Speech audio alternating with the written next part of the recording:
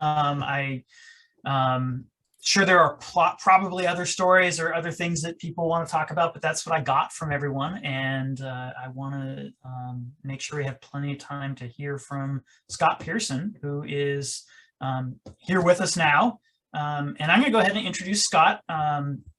Scott is a senior research scientist with the Washington Department of Fish and Wildlife, where he supervises the West Side research team.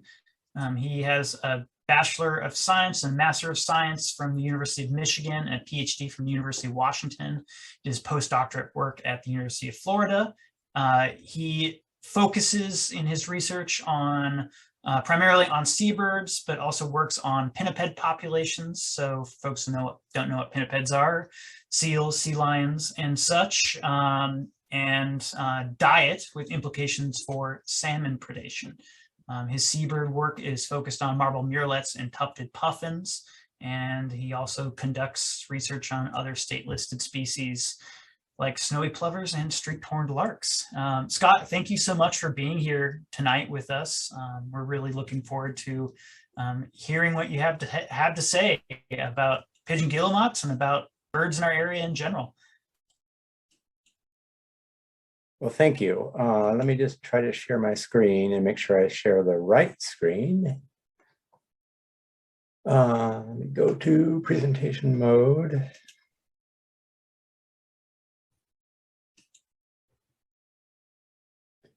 Are you seeing presentation mode or are you seeing my? We got you. Perfect. I use Teams a lot and I don't use Zoom as often, and I always forget which one gets me where I want to be. So today I'm lucky. Well, thanks for the introduction. And it's a pleasure to be here with all of you and all of the active volunteers doing work on guillemots, thinking about the Salish Sea and Puget Sound, and probably many of you live close to the water and think about just our marine environment in general. So it's really a pleasure to be here with all of you. It's a world that I started off doing research on mostly forest birds. And even though I was always involved with wet systems and marine systems, and I think it was around 2004 where I became completely immersed in the marine environment and have been working in that environment almost exclusively since. And it was a really fun transition, but it was a really difficult transition. It's really hard to move from a terrestrial system to a marine system, because it's just a really different world in terms of what drives the system and how do oceans work. And that became a very steep learning curve. And in the process of that learning curve, I started working with a lot of people.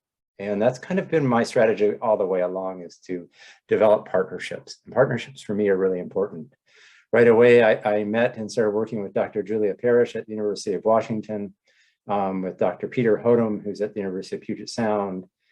And then from there, that network just kept expanding. And because of their help, they really helped me move into this world and make it really possible for me to be successful. And those partnerships are key. And it's also what makes research and doing work fun, I think, is just getting to know other people and sharing that love, sharing that passion, sharing that investigation with other people. So today what I'd like to do is talk a little bit about pigeon guillemots as an indicator, and a little bit about how your work and how the data you gather fit into that. And I'm going to go back a little bit in time when Christine Gregoire was our governor. And when she was our governor, she created the Puget Sound Partnership. And the Puget Sound Partnership was tasked with recovering the Puget Sound by 2020. Well, 2020 has come and gone. And I can't say that we've saved Puget Sound, but I hope in some ways we have had some successes, in some cases where we haven't. And actually we've continued to go backwards. And so it's been a mixed bag, as you would expect. But at the time they looked to the Heinz Foundation, and they looked at the Heinz Foundation and saw that they had these high-level indicators that were something like a dashboard on your car, and that tells you how it's performing. And they wanted a series of high-level indicators that they could use to understand how the system is performing. And I was approached to help develop those indicators. And I worked very closely with Natalie Hummel at the partnership, and she's still there. And we came out with this document you see here, which was essentially our recommendation and why. And what we needed was essentially to be able to hit the ground running. We needed to not start a monitoring program from scratch. We needed to have data that was already available and could tell us whether or not we were on the right track. And so we couldn't sort of create indicators from scratch, but we had to look at existing data sets, and we reviewed those. And when we did that, we came up with this suite of indicators. We would have liked to actually have considered others, such as shorebirds and some other species, but there really wasn't the data available. And actually on shorebirds, there really still is not the data available. And we came up with a couple of different marine indicators. The first one is this one here, which is the spring and summer density and trends for seabirds breeding in Puget Sound and the Strait of Juan de Fuca, so in the US portion of the Salish Sea. And that focused on the Pigeon Guillemot, the rhinoceros auklet, and the marbled murrelet. The marbled murrelet, people wanted me to remove immediately because it was controversial. We stuck with our guns and kept it, but boy, we got a lot of pushback on that one. And as I mentioned, this is a dashboard of indicators, and that dashboard was initially going to be very small, and it just kept growing. And as you can see from this wheel of vital signs, if you go to their website, you can see there are all different kinds of indicators. There's indicators of water quality, there's indicators of human health and population, and there's a wedge down at the bottom right, and that wedge is really focuses on species and food webs. And within that are things like orca and herring and salmon, but then there's also birds, and there's a terrestrial bird indicator and a marine bird indicator. Today, we'll just focus on the marine bird indicator. And one thing that I got approached by several people, some of them influential that had served in the federal government at high levels, and said, well, we want an indicator that is something that stays in the sound. And the problem is nothing really stays in the sound all the time. So you think about the summer bird community compared to our winter bird community. The community that we have right now has a lot of ducks and geese.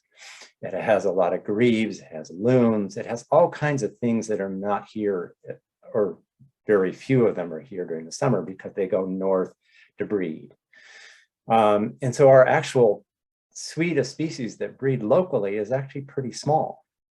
And you can see this handful of group of species here, mostly alcids, so things in the Alcididae family, and those are things like the tufted puffin, the rhinoceros auklet, which is also a puffin, the Pigeon Guillemot.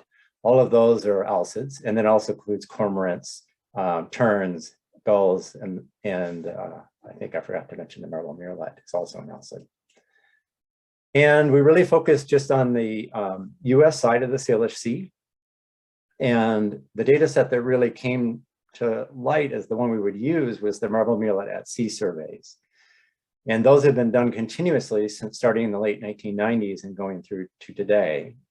They were using a stratified random sample for this area to estimate population trends and abundance for the murrelet.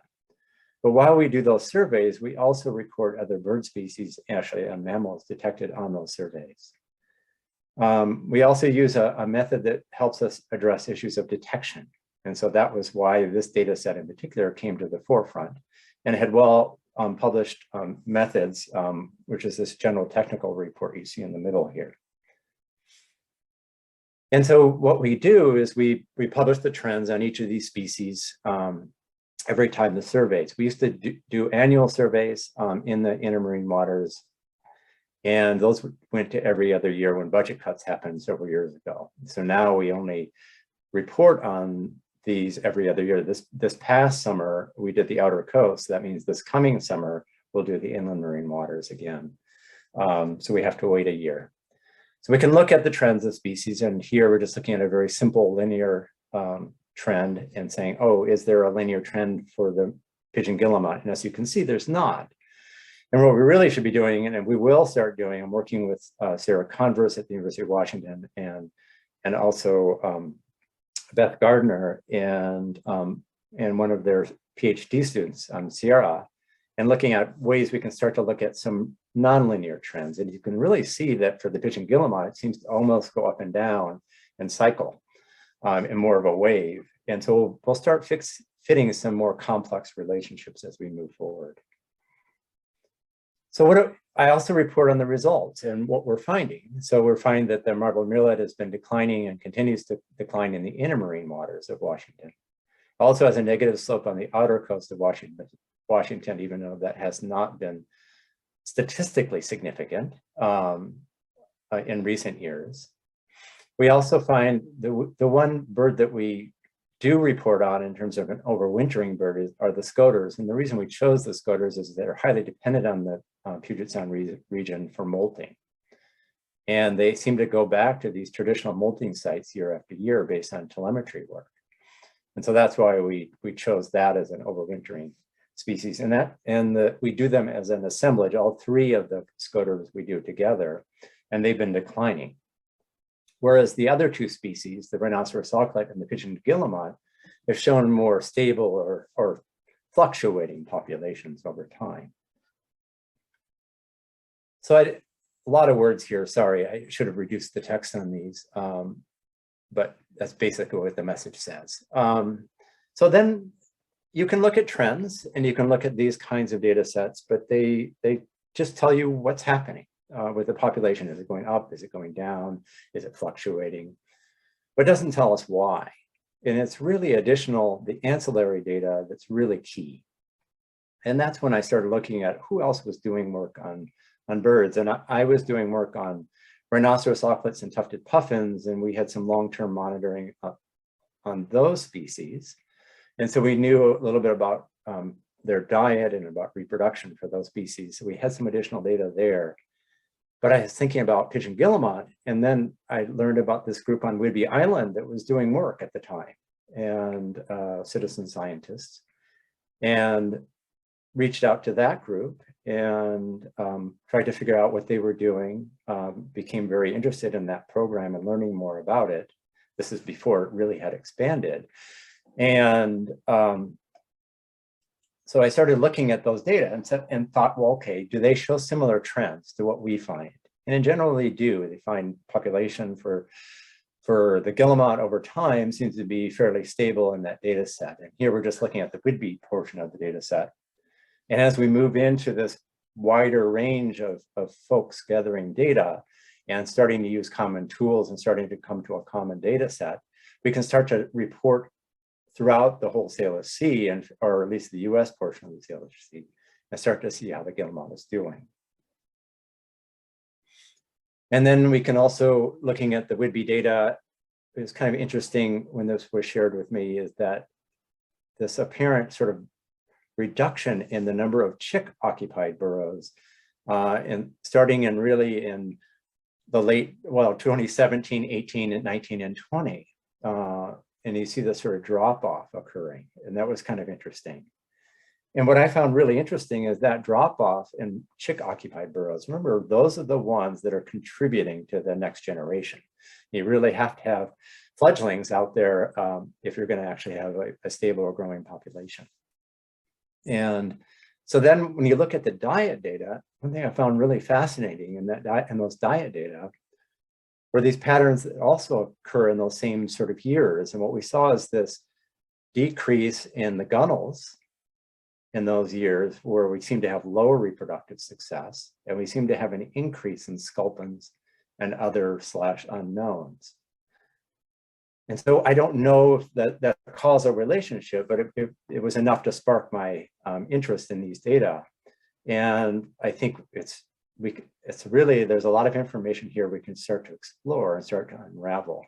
And so I'm really excited about these opportunities. And fortunately, more recently, Sarah Converse got the co-op position, lead co-op position at the University of Washington with USGS. And she quickly, being Sarah, I knew Sarah from when she was at Patuxent and had collaborated with her on some prairie research and other projects previously, and was excited about her arriving and knew what kind of person she would be, and that she would be a real go-getter, you know, someone who would be out there pursuing a lot of ideas. And she quickly started getting involved with all of your work. And I know that you've interacted with Amanda, and Amanda's analyzed some of your data sets and started looking at new and really creative ways of analyzing those data. Liam is a new master's student in Sarah's lab that's also interested in pigeon guillemots and may start a project this coming year, and has been working with Peter and me and Sarah on ideas. And one thing that you may all not know as much about is that Lee Robinson, who used to work with the U.S. Fish and Wildlife Service and also with U.S. Forest Service, I don't know if she's on this call today with everybody or not. I didn't look at everyone who was on, but Lee, years and years ago, a bunch of boxes were put out for pigeon guillemots throughout Puget Sound. Mary Mahaffey was a lead on that. She's since retired. She was out of the Lacey office of U.S. Fish and Wildlife Service. And the goal was that work was part of the old, what we call PSEMP, and it predates Puget Sound Partnership and PSAMP and all these other acronyms. And it was the Puget Sound Ecosystem Monitoring Program. And that program, one of the things they were monitoring and interested in was toxics in the Sound. And we looked at toxics in a variety of ways. One in it is we looked at it in pinnipeds, and particularly looking at harbor seals. A lot of studies have come out of that, particularly some collaborative work we did with Peter Ross up in BC. At the same time, was some interested in trying to do some work on seabirds. Those boxes were put out all over the place, including on the Seattle waterfront, up at Port Townsend, a variety of places. And most of those boxes were occupied by things like actual pigeons and starlings, et cetera, and not by pigeon guillemots. A few were. But Lee established a bunch of boxes out on Protection Island, about 40 of them. And she monitored them for over a decade. Every box was monitored every year. Every adult associated with every box was banded. So a completely banded population. Super cool. A lot of information here, really neat. And so Amanda's been exploring that a bit just recently and just starting to dig into it. But she's starting to estimate demographic rates of survival. So how well do these animals survive? Looking at reproduction and a variety of other interesting life history factors. She's also looking at what environmental factors influence reproduction and survival, and just starting to explore that. So you can start looking at a variety of environmental variables and say, do they have an effect, a positive or negative, on reproduction and survival? I know this is complicated. This graph, all you got to know is that if it's high above the line and most of the error bar is above the line, it means it has a positive effect. If most of it's below the line, it has a negative effect. And there's all kinds of environmental factors listed here, and I don't expect you to understand them. I love the one called beauty. There's one called beauty and cutie. Beauty is looking at nitrates that come up as a result of upwelling. It's one of my favorite indexes just because of its name. But there's a variety of things here looking at sea surface temperature. When does the transition occur from upwelling to downwelling or downwelling to upwelling? All of those kinds of things you can look at and how they might affect reproduction and survival. And she's starting to see some effects. And she's just exploring this now, but it's really providing some insights into guillemots and what makes them tick. So that's exciting. We've met with Mike Johns, and Mike actually lives locally. He lives in Tacoma. He works for Point Blue. Point Blue is, many of you may have known, Point Blue is Point Reyes. Used to be Point Reyes Bird Observatory, and eventually they rebranded themselves as Point Blue. And he works on Southeast Farallon Island, and he works on a variety of alcids, really does really great work. And he ended up putting a bunch of units on Pigeon Guillemots down on Southeast Farallon Island, and then tracked them throughout a year. So starting in May, you're looking down at the bottom, and at the end of the breeding season, look at where all those Southeast Farallon Island birds go. They go all the way up here, beyond here, up into Haida, all the way up into Southeast Alaska. And then when it comes time to breed, they all head back south to Southeast Farallon Islands. We have no idea what our guillemots do. And so that's why we're having these conversations now. Do our guillemots do the same thing? Or because they're already up here, did they stay?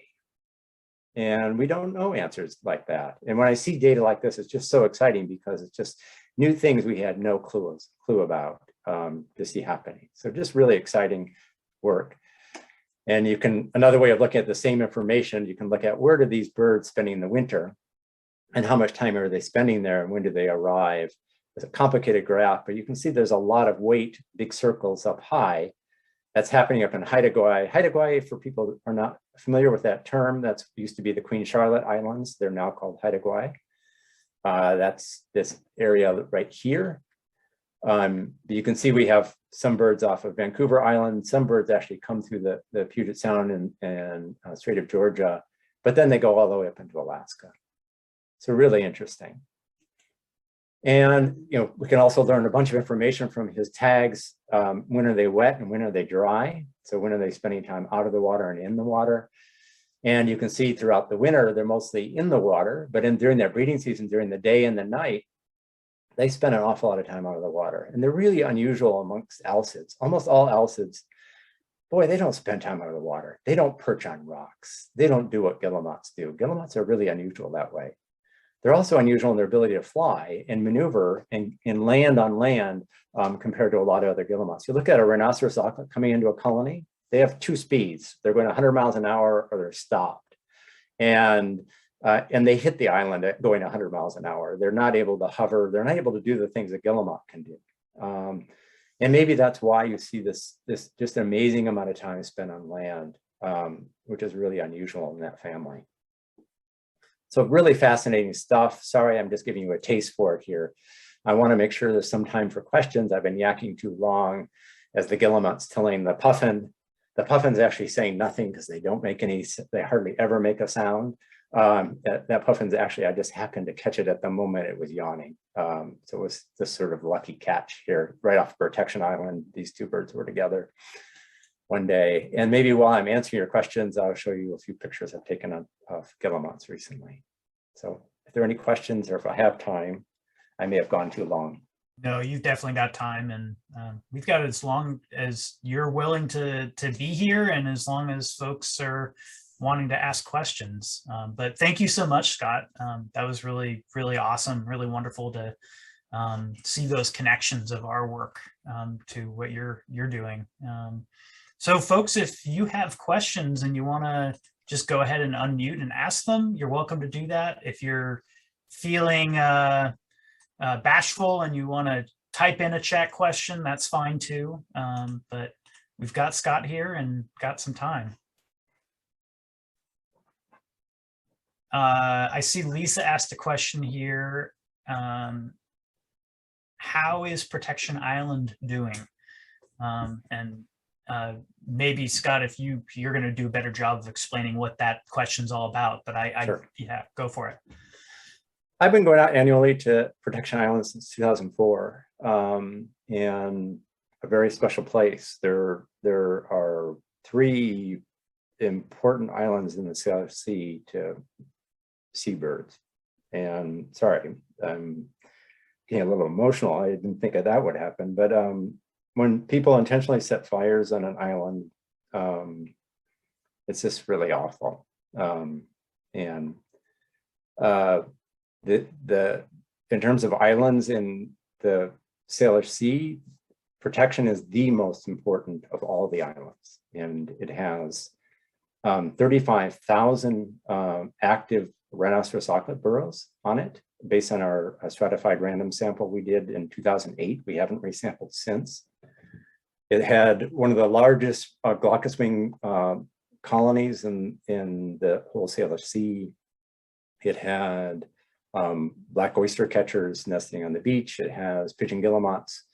And the pigeon guillemots nest both in auklet burrows up on the cliff face. But what's interesting about the guillemots on protection is they actually nest in the intertidal, or actually above the intertidal, sorry, on the driftwood.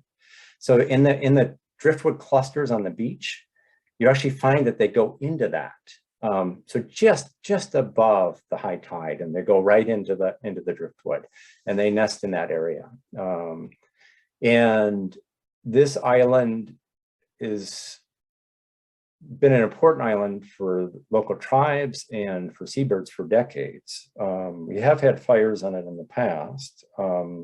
This fire was set apparently intentionally. No one was caught. Rumors about 2 guys in a boat, but it doesn't really help. But apparently there was no other way the fire could have started. They did find an incendiary device, so it's very likely that it was human caused. We were lucky the wind was coming from the direction it was. That island has very, very dry grass, and it's dominated with dry grass. It goes across the vast majority of the island. And when Vancouver originally wrote about it, there's some great old quotes about Protection Island. He described the promiscuous trees, which it seems odd to us today to think about that term being used that way, but he means that sort of scattered about, and it mostly being covered in grass. So the fire moved up the slope. It was set in the late summer, and I got a call at the moment it was burning. I was actually on Destruction Island at the moment it was on fire. And it burned up the slope, and the wind was coming from the opposite direction. And normally it's coming from the other direction in that time of year, and it had been all summer. It was kind of unusual. And that caused it to go very slowly and creep up. And the other thing that makes protection a little more vulnerable is the grasses that now dominate those slopes, particularly that slope that burned, which is right above what we call Canum Spit. And that's all state land. A lot of people don't realize that U.S. Fish and Wildlife Service managed 3/4, or actually maybe over 3/4 of that island. And one part of it is the Zella Schultz Reserve that was protected by a group of very active Audubon people. Zella was one of them, and ended up realizing the value of that island and protecting it. But it was really the Zella Schultz portion of the island that burned, and the fire, we were lucky in many ways it occurred when it did. Most of I would say over half the rhinos had fledged already from that area. That area has a lot of rhinos. Sorry, I call rhinoceros auklets rhinos. We were able to get out and revisit some of our plots right after the fire. And actually the rhinos seemed to do okay with the fire, at least the vast majority of them. They appeared to be either empty, suggesting the chicks had fledged, or there were still chicks in there and they still looked okay. And usually you can tell when they're not doing well, and they seem to be okay. So that would suggest that most of the adults were coming back. I did find a number of dead birds up on top, chicks that were abandoned. And I think we had a really high abandonment rate on some of those chicks that were left, and they just came out of the burrows and starved to death up on the surface. And so found them up on the blackened surface where it burnt. And the gulls up on top, that were a number of gulls were burned that I found, chicks. So those were juvenile gulls that were burned. Probably all the guillemot chicks that were in the driftwood down at the bottom were killed. Normally they're about 6 to 8 in that driftwood, and so probably lost all of those because their phenology, they're a little bit later in the season, so probably those chicks didn't survive. So the fire got up to the top, burned through part of the Zella Schultz Reserve, almost to the right to the U.S. Fish and Wildlife Service boundary. And they had brought in a helicopter with a bucket, and they managed to put it out pretty quickly. Grass fires you can put out fast compared to a forest fire. So it hadn't gotten into the trees. It stopped about 10 meters, so 30 feet from a tufted puffin burrow that was active. So we were lucky there. And I don't think it burned through any that we're aware of, any tufted puffins. And those are the ones we're really worried about out there. So, you know, in many ways it turned out okay. I guess the reason I was upset is just the fact that humans did this, and it's just such a dumb, senseless act. Yeah, absolutely. Thanks, Scott. Let's see. I don't want to stop people from jumping in and talking, but I'll go ahead and read through the chat. If let's see, Dave asked, you know, that we do see pigeon guillemots in our area in the Puget Sound during the winter. Do you think they're local birds, or do you think there could be birds from California? I'm sure this is not a question anybody has an answer to necessarily, but yeah, that's what I want to know, and that's what we're talking about possibly doing with Liam, is maybe putting some of these GLS tags. What you can do is you can attach it with a leg band. So you're looking at this bird here, you can attach it right above that foot, and you can right in that space. It's actually a very light band. It doesn't give us really accurate information in terms of exactly where it goes, but if you have nest boxes, you can recapture the bird the next year, and you can recover that band, and then you can actually look at where that bird went. The other option is to put a GPS tag. Those are heavier, so a little less inclined to do that. But we might, and maybe just put a very small battery in them and actually just have them provide data very infrequently. So we don't know. That's a long-winded way of saying I don't know, and I'd love to know. all right, got a bunch of chat here.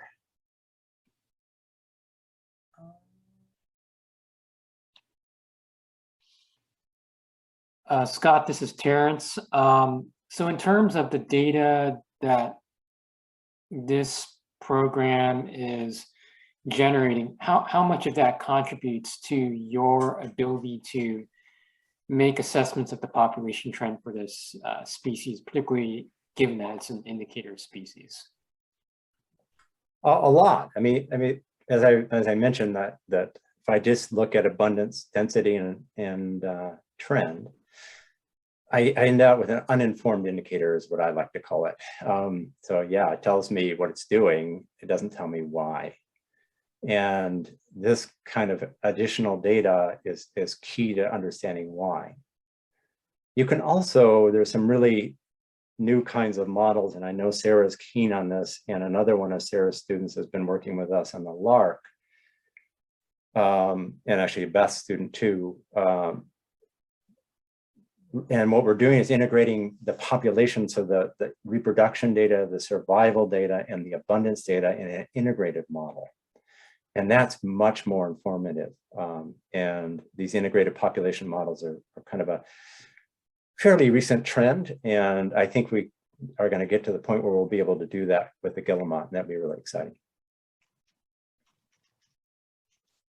Hi, Scott. It's Maria Ruth here. I had a question about the data being used in the case of mitigation in the case of an oil spill for pigeon guillemots. I know marbled murrelets, because they were endangered species, count for a lot when you have an oil spill and you need the company oil spill needs to be mitigated. So does the guillemot have a role in that, given the increase in oil tanker traffic through the Straits and the Salish Sea in general? Absolutely. It's something we've been talking about a fair amount with Mark Hiffner and researchers up in British Columbia, kind of across the border. And we've been intentionally putting tags on rhinoceros auklets, is what we've been focusing on in the past, on a variety of different islands. And part of that is to look at where are they foraging? What are the hot spots for their foraging? And how does that relate to where the tanker activity is? Similar to what John Kalmbakidis is doing with tags right now, putting them out at the end of the Strait of Juan de Fuca, trying to understand where those whales are in relationship to that shipping. And the same is true for the guillemot. If we can start to learn where they are in their distribution, we can understand the risk. It also helps us if we understand really important areas to a variety of different birds and mammals. It helps us respond to a spill in a way where we prioritize certain areas in terms of where we might protect animals. It also might be in areas where we spend time actually flushing animals, moving them away, because we know they're important areas. The oil's coming towards you. We're going to scare the heck out of you and get you out of here, and get you away from the oil. Those are the different kind of strategies you can use. So those kinds of maps, hotspot, cold spot maps, either based on at sea distribution or tag information, really help with that. It also helps to understand where these animals are breeding and where they are vulnerable. So we're really important nest sites. Pigeon guillemots, as you know, are central place foragers during the breeding season. They're not going very far, and they seem to be going mostly in the near shore. And so that near shore environment, if it gets affected by the oil, the information you all provided would be really, really helpful. So I think the data could be extremely helpful. We are using data right now, for example, to look at removing rabbits from Destruction Island, and we're going at using the National Pollution Fund and an old oil spill. And it's really important to know how many individuals were injured by an oil spill. And that helps us to understand how many we're going to try to benefit and how much money we can get to help try to do restoration activities. So it's another piece of that as well. And it's an example of what we're doing right now to try to benefit a variety of birds on that island. Does that kind of answer your question, Maria? Thoroughly and completely, thank you. Okay, yeah, I'm excited to hear that you're writing a book on the guillemot. I'm trying. Good, and which is really interesting because Eric Wagner is currently writing a book on the rhinoceros stocklet, and it'd be interesting to see these two books. Will be really neat to look at. Alcids are really hot right now. Yeah, they are.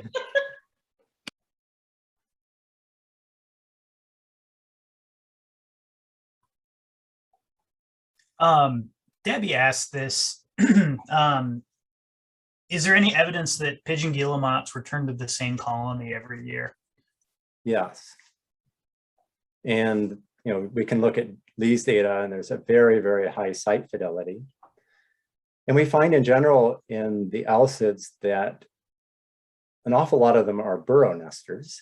Obviously you have the odd marbled murrelet that nests on tree branches and on cliff faces, but mostly on tree branches around here. Well, we did find one cliff, or Marty and his team found one cliff nest.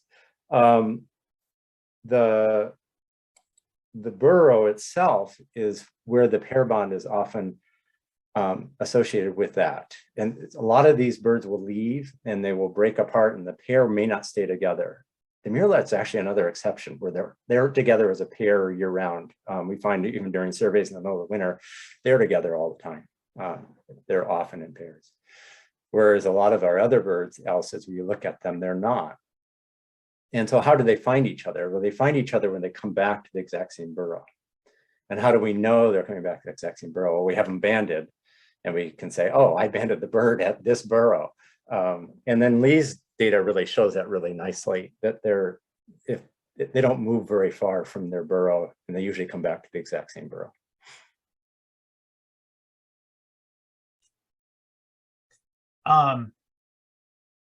That brings up a question I have. How many pigeon guillemots are banded in our area, and are they birds you're talking about, are they color banded, or is it okay? Cool. Very, very few, because Lee stopped doing that a while ago. And so it's got to be at least 10 years that she stopped. and those birds are aging, but some of them are still around with their bands on. So I know they're still there.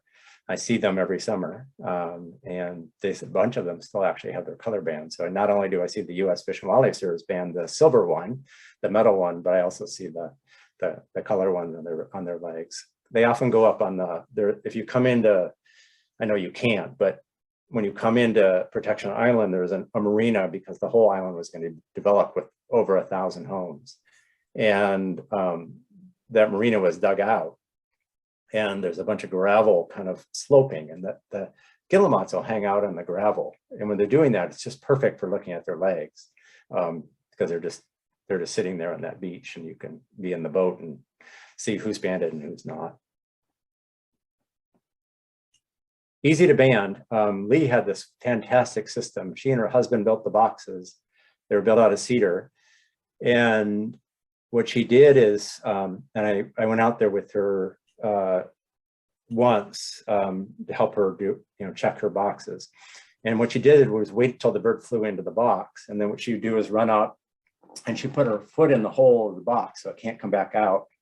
And then she would open up the back of the box, and she could just grab the bird and put it in a bag, and then we could weigh it and measure it. And you could take a blood sample if you wanted to. You could band it, put it back. And fortunately, guillemots are not inclined to abandon their nest. It's one thing you really worry about. Tufted puffins would be on the other extreme. You would never want to do that with a tufted puffin, at least not early in the nesting season, because they would probably abandon. So it's really important to know that every bird has a little bit different response to humans. Some, if you do something like that, that kind of disturbance can result in abandonment, and you don't want that to happen. But based on her work, they seem to just go right back again, back to their usual screaming. So. Great, thank you. Well, Scott, I want to be conscious of your time, and it's the night goes on, but I'm not seeing any other questions unless I've missed anything. Terrence, have you seen anything? That's. We got through Debbie's question. I think that was it on the chat. Yeah. Well, Scott, thank you so much again. That was great. Really awesome. I mean, I think just really for a lot of the people that are volunteering in this work, knowing that, I mean, there's a lot of value in the personal time that people put into this, but knowing that it's that the data is being used by scientists is really, really great. And we've had Amanda came and presented to us, and having you talk about your work as well is just awesome. Yeah. Well, I really appreciate what you all do. It's nice to have people who understand their environment by experiencing it, and understand how important that nearshore environment is, particularly to spawning forage fish that are so critical to all these birds. My guess is, you see these guillemots eating very nearshore species during the breeding season: gunnels, blennies, sculpins, etc. All those are found in the very near shore, and they're found in those rocks, right in that area. And you don't think of them as being a species that eats forage fish. I suspect, though, that other times of the year, forage fish may be important to adults, and that'd be one thing I'd be really interested in knowing is during the winter, what are they eating? Is it still a very nearshore diet at that time, or are they eating forage fish, things like herring and sand lance? Well, sand lance is not very available in the wintertime, but herring and things like anchovy, etc. Do you have, not to jump backwards, but do you have time for one more kind of question, comment? Emily, who's out on Whidbey, was noting that the colony that she surveys, or actually, I don't actually know if Emily surveys there. Anyway, Pratt's Bluff, which is on the east side of Whidbey, they had 0 prey deliveries this year, and it's usually been pretty active. And the lead there was wondering whether the large container ships in Holmes Harbor could have affected their breeding. And, you know, if you have any thoughts on that, I mean, there's a lot of like situational context of the place that you might not be familiar with, but. Yeah, I don't know offhand. I guess what I would first do is look at your data more generally. So is it a broad trend? Is it very localized? And that, how many burrows are we talking about? Are we talking about just a couple, or are we talking about a lot? I guess those are the kind of questions I'd start with